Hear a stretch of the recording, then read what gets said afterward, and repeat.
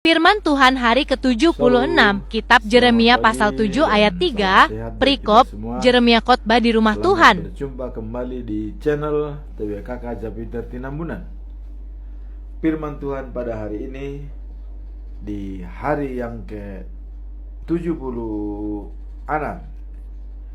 diambil dari kitab Jeremia pasal 7 ayat yang ketiga, tanggal 17 Maret tahun 2025. Sebagai nas bahasa Indonesia sebagai berikut. Beginilah firman Tuhan semesta alam, Allah Israel. Perbaikilah tingkah langkahmu dan perbuatanmu, maka aku mau diam bersama-sama kamu di tempat ini. Itulah bahasa Indonesia. Dan bahasa Indonesia sehari-hari katakan demikian. Ubahlah kelakuanmu dan cara hidupmu, maka aku Tuhan yang Maha Kuasa, Allah Israel, akan mengizinkan kamu tetap tinggal di sini. Dalam bahasa Batak Toba Siganupari di dok songonon. Padinggan hamu mapangalahu muna dohot parulaon muna asa olo ahu maringanan rap dohot hamu dison. Itulah pembacaan firman Tuhan. Dan kita tetap menyampaikan pedoman kita selama bulan Maret dengan topik menyebarkan cahaya kemuliaan Tuhan dan menyaksikan kemurahannya melalui iman dan pertobatan.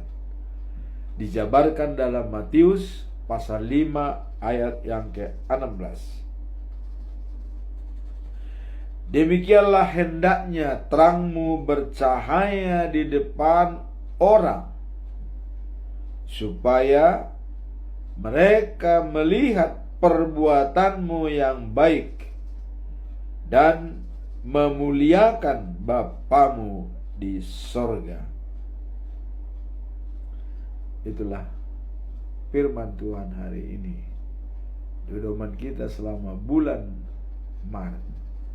Sekarang kita masuk dalam perikop hari ini. Apa makna, pesan moral, pembelajaran, dan conclusion atau kesimpulan kita terhadap ayat tersebut?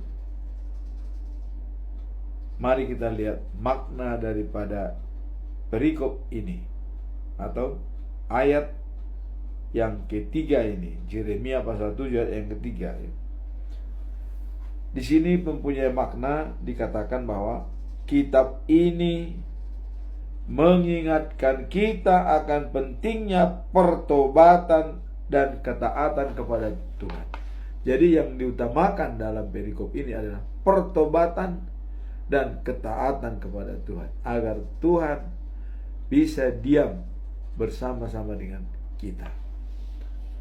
Apa pesan moralnya? Pesan moralnya adalah Tuhan mengingatkan agar umatnya tidak hanya melakukan ritual keagamaan,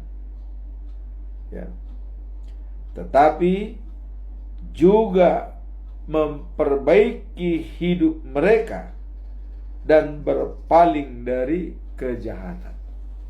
Jadi bukan hanya ritual keagamaan atau kebiasaan semata, tapi di sini yang penting dikatakan adalah memperbaiki hidup, memperbaiki hidup mereka. Termasuk di sini adalah ketaatan kepada Tuhan yang Maha Pencipta dan Maha Penyayang. Kemudian apa pembelajaran dari perikop ini yang bisa kita ambil. Nah, di sini saya mengambil ada 5 pembelajaran dari perikop ini. Yang pertama adalah Nabi Jeremia menegakkan bahwa jika umatnya ingin mengalami berkat atau mendapatkan berkat dan perlindungan, mereka harus memperbaiki sikap dan tindakan mereka. Jadi Jeremia mengingatkan kepada bangsa Israel, kalau kalian mau mendapatkan berkat, haruslah dikatakan memperbaiki sikap dan tindakan mereka. Jadi sikap dan perilaku harus diperbaiki. Ya, contohnya dari penyembah berhala atau tergoda dengan hal-hal yang bertentangan dengan firman Tuhan, itu harus dihindari. Perlu perbaikan sikap supaya Tuhan berkenaan kepada umatnya. Pembelajaran yang kedua, mereka harus bertobat dari kejahatan seperti penindasan terhadap sesama, kebohongan, dan penyembahan berhala. Jadi mereka harus mengubah total dari rencana penindasan kepada sesama, kebohongan, dan menyembah berhala, supaya mereka menjadi milik Tuhan. Dalam Jeremia 7 ayat 3 mengatakan, jika mereka berbalik kepada Tuhan dan memperbaiki jalan serta perbuatan mereka, maka Tuhan akan mendengarkan dan menerima mereka. Jadi apabila sudah mereka memperbaiki jalan hidupnya dan berbalik dari perbuatan jahat kepada yang baik dan berusaha menjadi terang, maka Tuhan akan mendengarkan dan menerima mereka. Jadi di samping mendengarkan juga menerima umatnya dengan senang hati. Itulah pembelajaran ketiga. Kemudian pembelajaran yang keempat, hubungan yang baik dengan Tuhan sangat penting dan bukan sekedar melakukan kebaikan saja. Jadi di samping kebaikan juga adanya perhatian kepada sesama. Jadi Tuhan sangat menghendaki hubungan yang baik dengan Tuhan, itu dulu yang utama. Baru dilaksanakan dengan perbuatan-perbuatan baik. Yang kelima, Tuhan tidak hanya menginginkan ritual keagamaan, tetapi juga perhatian terhadap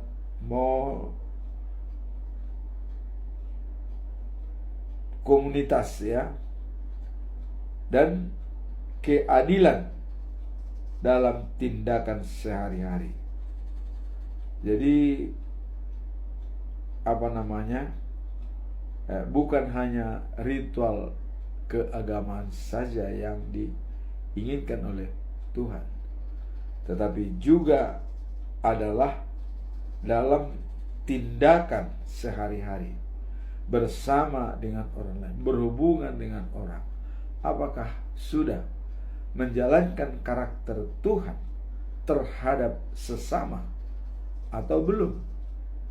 Jadi di sini dikatakan jangan hanya mengikuti ritual-ritual agama seolah-olah dia benar-benar fanatik, tapi dalam hatinya jauh dari yang diharapkan oleh Tuhan. Sini jangan seperti itu, atau semacam dia ria semacam dia supaya dilihat orang, dia bertindak supaya dilihat orang. Itu tidak perlu. Tapi bertindaklah dengan hati yang tulus, hati yang gembira, dan mengucap syukur. Itulah pembelajaran yang bisa kita lihat dari perikop ini. Sekarang apa conclusion atau kesimpulan kita dari perikop ini? Saya akan mengajukan ada 3 pertanyaan. Pertanyaan pertama adalah, apa tindakan konkret, ya, jelas, nyata, yang dapat diambil untuk memperbaiki jalan dan perbuatan dalam setiap kehidupan sehari-hari. Jadi memperbaiki jalan dan setiap kehidupan sehari-hari yang konkret, apa yang kita lakukan? Mari kita lihat. Dalam kehidupan sehari-hari, tindakan konkret yang dapat diambil untuk memperbaiki jalan dan perbuatan kita adalah sebagai berikut, ya. Jadi dikatakan di sini, ya, yang bisa diajarkan, ya, untuk memperbaiki jalan dan dari perbuatan kita dengan mengutamakan nilai-nilai kasih dan kebaikan yang diajarkan dalam Alkitab. Untuk bagaimana diajarkan dalam Alkitab sebagai tindakan konkret yang harus kita lakukan, yaitu pertama adalah saling menasehati, ya, saling menolong, saling menghormati, kemudian menjunjung tinggi kejujuran dalam setiap aspek kehidupan, terutama di dalam interaksi sosial dengan pekerjaan. Jadi kalau kita dalam berinteraksi dengan komunitas kita, yang kita utamakan adalah adanya saling menghormati, saling menolong, kemudian memelihara kejujuran dan menjunjung tinggi, ya, kejujuran dalam setiap aspek kehidupan, terutama di dalam berhubungan dengan orang-orang di sekitar kita. Jadi jelas tindakan konkret yang dilakukan, ya, adalah saling menghormati, tolong menolong, bertindak jujur, ya, dan saling mendukung. Itulah yang konkret dalam kehidupan kita sehari-hari yang bisa kita terapkan dan jalankan kepada semua orang yang berhubungan dengan kita. Kemudian dalam Matius pasal 5 ayat 16 dikatakan, kita diingatkan untuk membicarakan terang kita, ya, bersinar.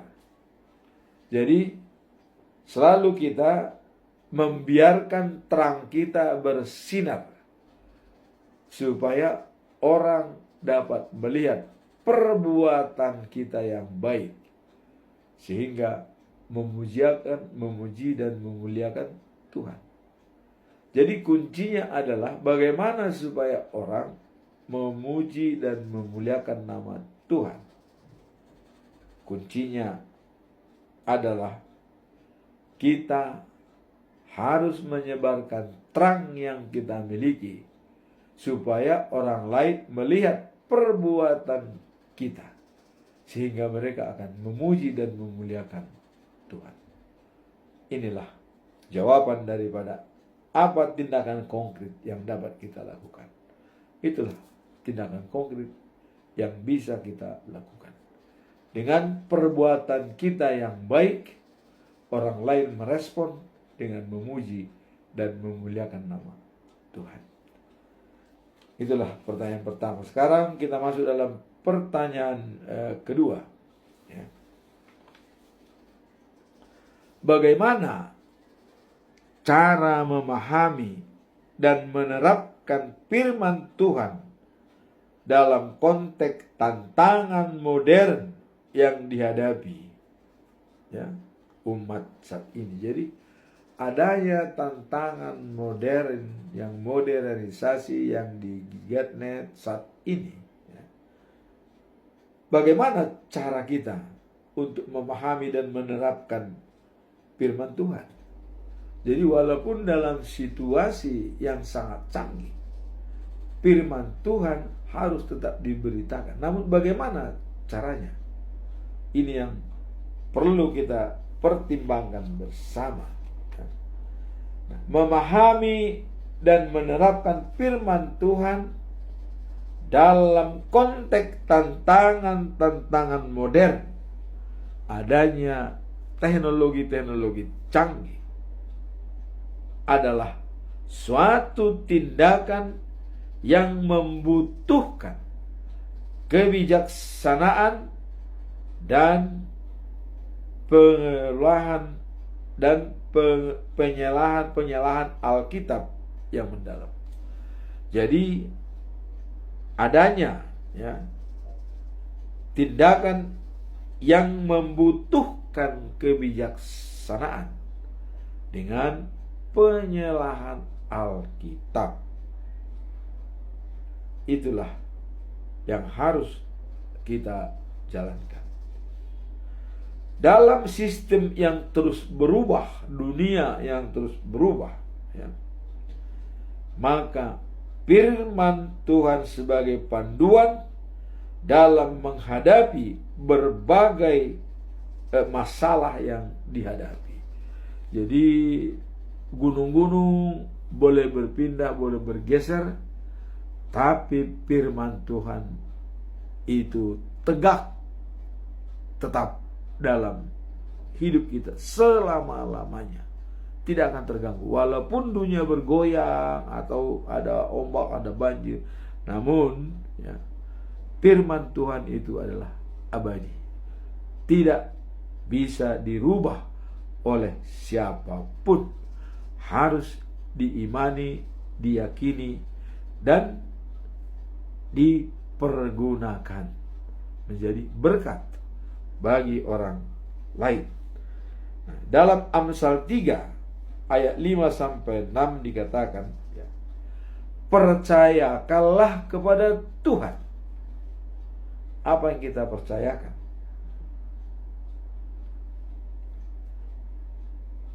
Segenap hati kita, dan janganlah bersandar pada pengertianmu sendiri.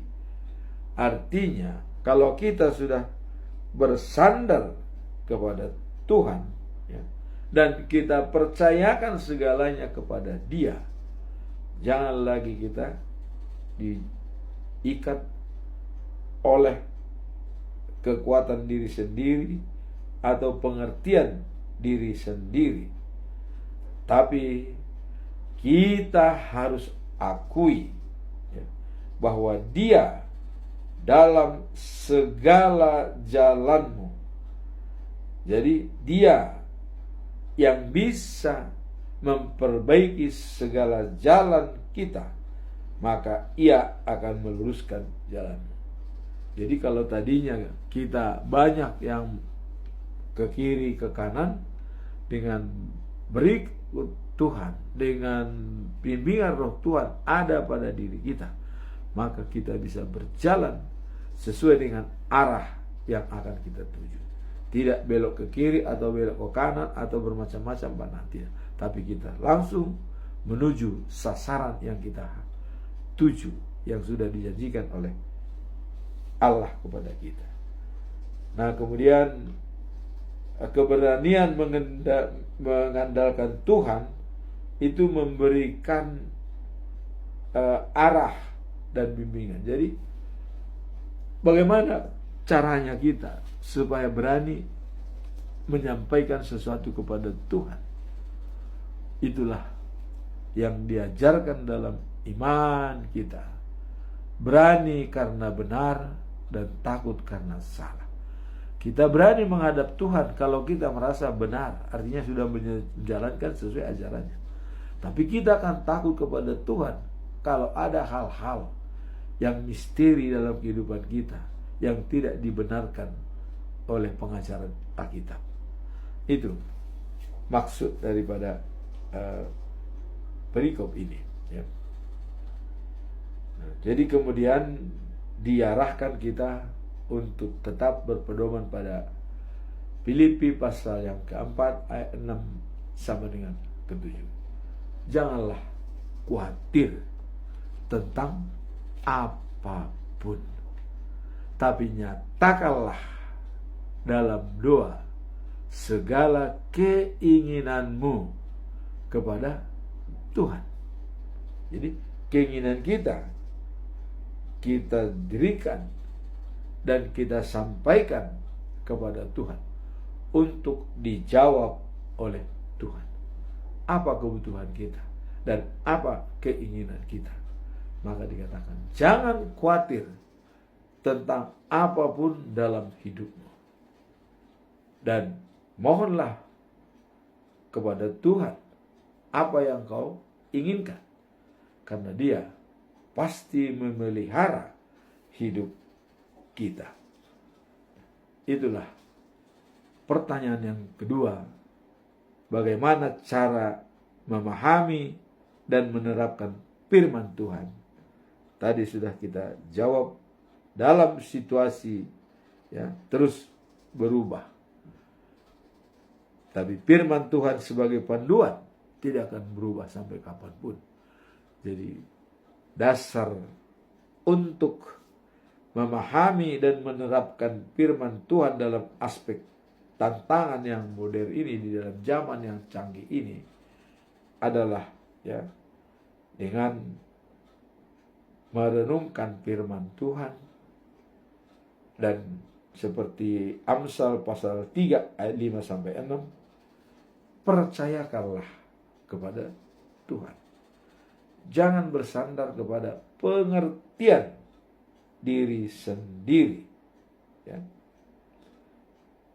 dan janganlah bersandar pada kekuatan sendiri, dan akuilah Dia sebagai sumber kekuatan. Itu kuncinya, jawaban daripada pertanyaan yang kedua. Sekarang kita masuk dalam pertanyaan yang ketiga. Mengapa hubungan yang autentik dengan Tuhan lebih penting daripada apa yang mengikuti ritual keagamaan? Jadi membina hubungan autentik dengan Tuhan itu lebih penting dan lebih bagus daripada hanya mengikuti ritual keagamaan. Apa maksudnya pertanyaan ini? Mari kita lihat hubungan autentik dengan Tuhan. Hubungan autentik ini artinya hubungan asli, benar-benar adalah pilihan. Hubungan yang autentik dengan Tuhan lebih penting daripada hanya mengikuti ritual keagamaan. Jadi yang diutamakan itu adalah hubungan personality kepada Tuhan, di samping mengikuti aturan-aturan keagamaan. Ini yang dikatakan untuk berhubungan dan selalu terkoneksi dengan Tuhan. Kalau kita sudah terkoneksi dengan Tuhan, maka Dia akan membimbing kita dan mengarahkan jalan kita kemana kita tempuh. Kemudian hubungan autentik dengan Tuhan sangat penting dalam kehidupan iman, karena hal ini melampaui sekedar menjalani ritual keagamaan. Jadi di sini sudah dikatakan jauh-jauhkan hanya dengan ritual keagamaan, tetapi sudah berhubungan intim dengan Tuhan sebagai dasar kita untuk menjalankan firman Tuhan. Nah, di sini ya dikatakan Yesus berkata ya, dan dia mengutip daripada pernyataan Yesaya ya, bahwa bangsa ini memuliakan aku dengan bibirnya, tetapi hatinya jauh daripadaku. Jadi percuma mereka menyembah aku, sebab ya peraturan manusia yang mereka ajarkan seolah-olah itu peraturanku. Jadi dengan timing ya, dengan membuat peraturan-peraturan yang itu hanya diciptakan oleh kita manusia, itu dibuat menjadi seperti timing untuk contoh kelakuan baik. Padahal bibir mereka dikatakan adalah berkata-kata percaya dan yakin kepada Tuhan. Tetapi semuanya itu adalah nonsens katanya. Karena ya mereka hal ini hanya mengikuti sekedar ritual keagamaan. Jadi ya dia mengatakan mencintai Tuhan, tapi itu hanya ritual. Ya, tidak mendalam. Tidak masuk dalam kategori hati yang paling dalam ya. Jadi dalam Yesaya pasal 29 ayat 13 dikatakan ya, orang-orang itu hanya ya menyembah aku dengan kata-kata, tetapi hati mereka jauh dari aku. Agama mereka hanya peraturan manusia yang dihafalkan. Ritual keagamaan dilaksanakan harus seirama dengan kehendak Tuhan. Jadi kalau ritual agama itu dijalankan tidak sama dengan kehendak Tuhan, itu hanya dikatakan tadi berkata-kata, tapi hatinya tidak jelas. Jadi yang mau diinginkan oleh Tuhan di sini adalah seperti pertanyaan, mengapa hubungan yang autentik dengan Tuhan lebih penting daripada hanya mengikuti ritual keagamaan? Jadi pengikut Tuhan jauh lebih baik dibanding mengikuti ritual keagamaan. Tapi alangkah baiknya apabila kedua-duanya itu dipadukan dalam dirinya. Ritual keagamaan itu dihormati, hubungan baik dengan Tuhan juga tetap dijaga. Itulah yang dikatakan menjadi sempurna. Maka Allah menginginkan orang yang berpikiran dan berhati sempurna, tulus menjalankan tugas. Inilah firman Tuhan pada hari ini. Semoga firman ini bisa menjadi bekal bagi hidup kita. Amin. Tuhan memberkati kita semua.